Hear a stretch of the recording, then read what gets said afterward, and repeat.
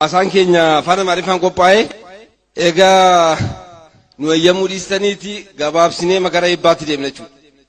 Beekamaa Dr. Hassan Yusuf pirezidaantiin yuunivarsiitii Wallaggaa haasaa nuuf godhu isaaniin gara waltajjiitti nafeera. Kanaan dura agammaatti ittiin hojjetaa turreeni haasaa keenya afaan Amaariffaan qopheessine nuuf kolcha afaan Amaariffaan dubbisati.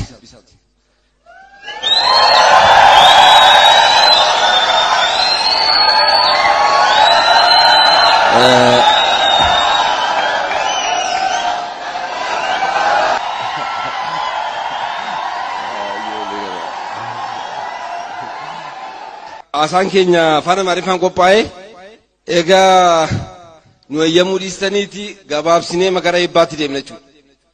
Kallattiin gara eebbaatti deemna. Kanaaf akka waliigalaatti guyyaa eebbaatti geessan jennee kan maaliin goolabachuudhaani haasoo koo galatoma.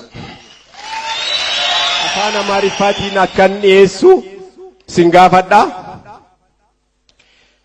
ክብራትና ክብራን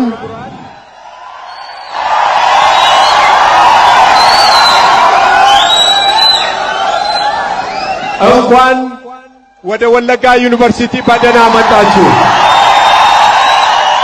ከልብ የመነጨ አክብሮታችንና ፍቅራችንን እንገልጻለን።